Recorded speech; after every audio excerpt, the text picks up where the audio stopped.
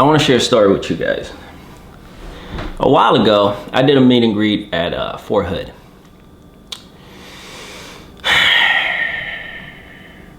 Spent about 4, 5, 6 hours meeting everyone, one by one. Had a conversation. We took pictures, and everyone went about their way.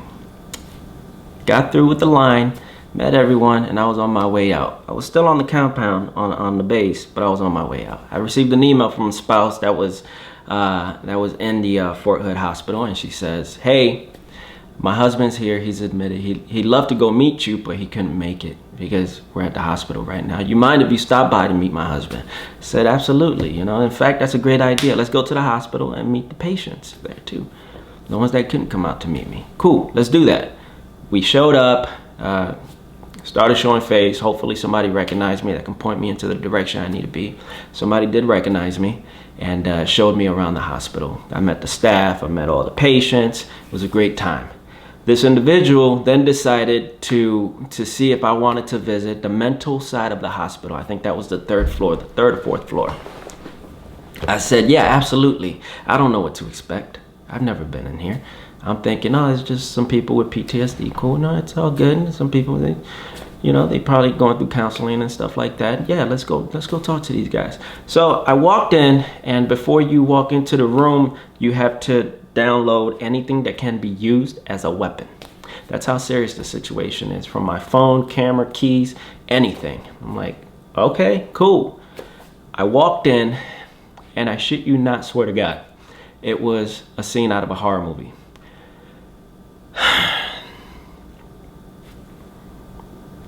There were veterans there, but they weren't there. Like up here. They weren't there. They were walking, pacing from wall to wall, back and forth. Wall to wall. You know how much drugs you gotta be to pace yourself from wall to wall? They had like hospital gowns. Some of them had like their hospital gown, and they were just, it was like, they were walking like zombies. It was, I'll never forget that. I'll never forget that day. And immediately my initial response was, oh, like, what am I doing here? Like, I can't talk to these people. What do you want me to do? There's nothing I can do here. You know what I'm saying? Like, how do you meet somebody that's full of prescriptions? They're not conscious. They're not here. Like, they're here, they're walking around, but they're not here. And then I looked to the right, there was a round table with some veterans in there. And one of them recognized me. He kind of like squinted. Like, I know when somebody recognizes me, like in the street, right? And this guy kind of like squinted at, recognized me. So I walked over there and I introduced myself. "Hey, how you doing? My name's Drew." This and that. "How you doing? My name's Drew. Just came here to talk to you guys, man. You guys mind if I have a seat here?" Like, yeah, have a seat. There were like 2 or 3 of them that really weren't into it. There was like another 2 or 3 of them that were like, "Yo, cool, I've seen your videos, this and that." Now, for those of you that follow me for a while, you know that I am very head first when it comes to PTSD and making jokes about it. My thought process behind it was that I'm gonna make jokes about this so that they don't take it seriously.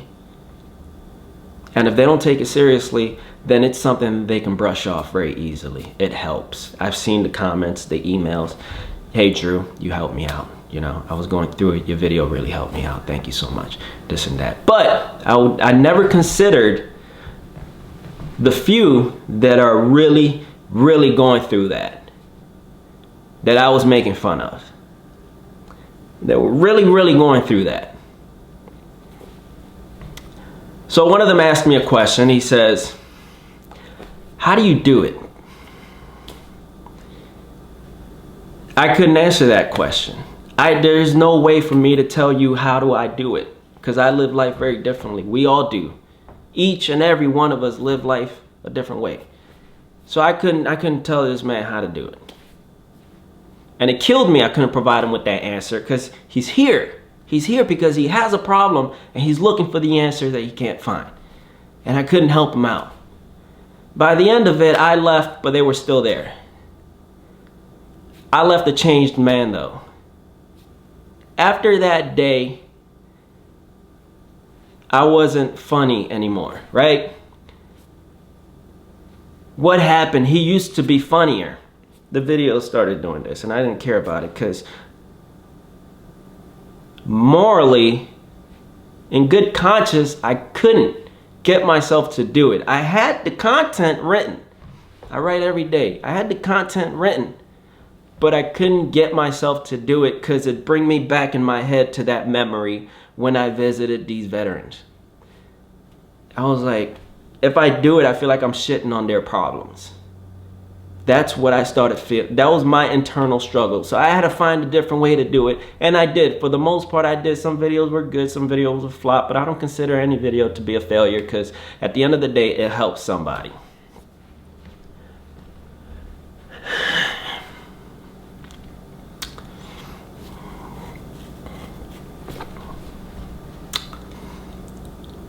So the video started doing this. Whatever. Doesn't matter to me. But then there's something, as time went on, a question that just kept popping up. What's going on? What's happening here? When I first started making video, there was this vibe of support from everyone. It was like the community understood that having faces, influencers, personality, represent them in a way that translate to you was important. They needed the businesses to grow so that we can show the civilians, the world, that hey, we got our own thing happening here. These guys are proof that we can do it too. These guys, they've been through the same thing as us.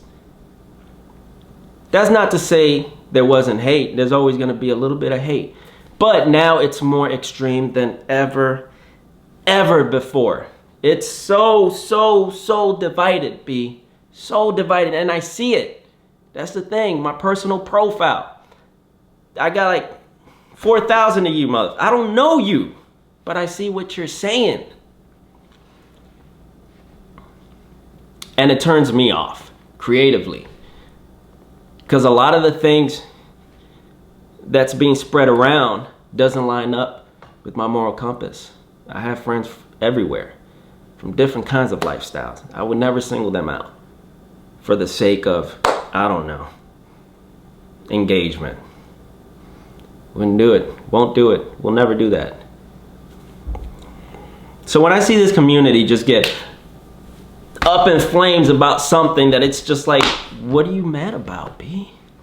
Like as much as 22 a day push-ups annoyed me, because it really did. I'd rather see this community be positive about something than negative about everything. Let me tell you something. I made a post about a Marine with cancer. Listen to me. I got emails from a few veterans that told me to be careful. As if this Marine was shaving her head bald and being 100% transparent with her chemo just so that she can make bracelets for $1. It's pinned at the top of my page. Shame on you.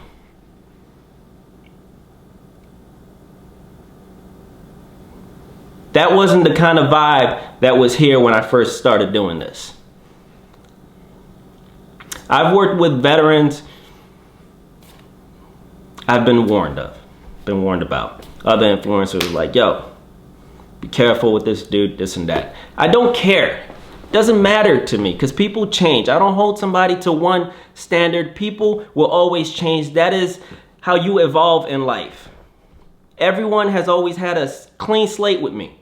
If I worked with you, I don't care about your past. You do right by me, you're good with me. That's all I care about. Because people change.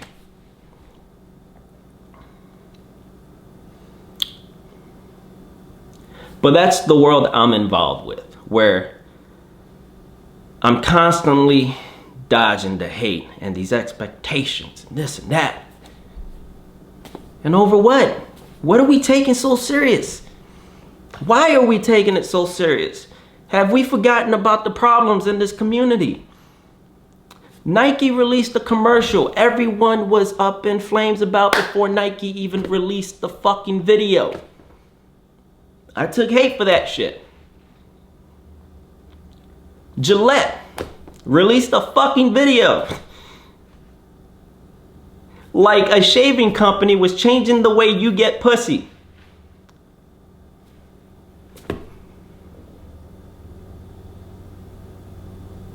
Really? I got hate for that too.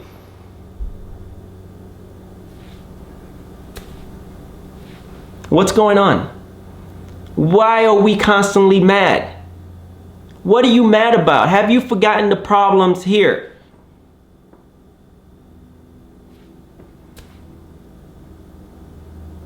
Think about that. What's going on? What's happening? I am turned off creatively for this community. As much as I love to create content, this is home. As much as I love to create content, I am turned off.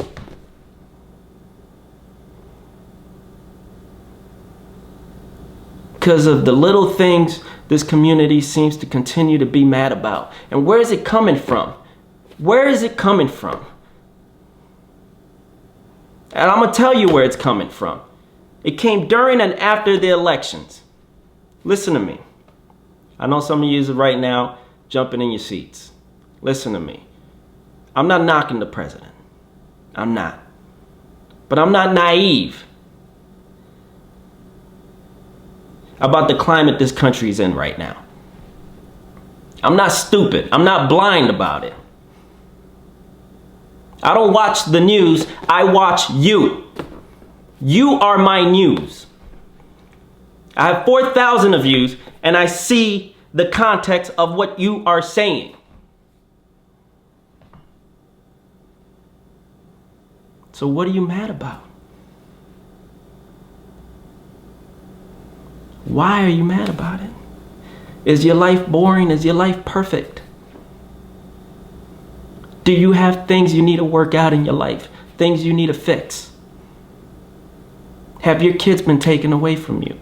Do you have $11 in your pocket to your name, driving a broke down car? You have more important things in your life than to worry about a Gillette commercial, a Nike ad, burning your Nike shoes.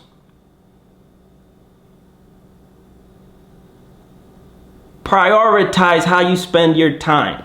Because if all you do is watch rant videos all fucking day, then you are going to be a miserable person. Listen to me. The military is a very diversified organization. Marines, Army, Air Force, maybe not the Air Force. Okay, I'm joking there. Seriously. Very diversified organization. If you look at your circle and you don't see somebody outside of your own race, you have a problem, my friend. You have a problem. I will never, for the likes of engagement, single out any of my friends. I got friends that support Black Lives Matter. I got friends that support Blue Lives Matter. I got friends that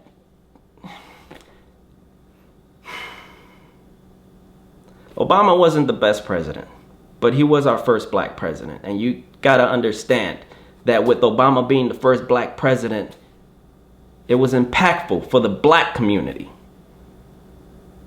Play dumb all you want, but it was.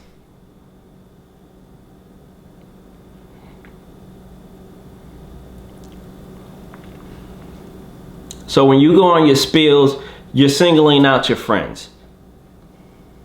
When you go on your little uproars, this and that about this and that, you're singling out your friends, because we served with African Americans. We served with gays. All right. Just a few fucking years ago, it just became legal for the military to recognize same-sex marriage. 2013, 2013. Think about that. Let that marinate. 2013. This ain't 1993. 2013.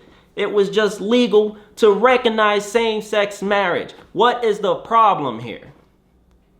It was just 2006, 2007 where this country wasn't prepared for a black president. And there we have it.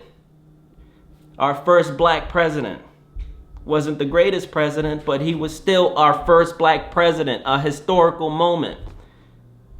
And this just happened.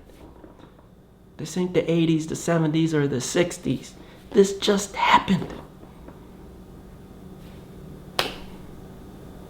There are more important things in life than to focus on things tearing us apart.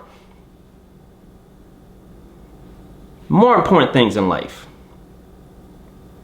Prioritize how you spend your time. Value the relationships you're in, your friends, your family. Value them. It's one of the fundamentals of life. We need it to survive. Relationship, contact. Literally, we need it to survive.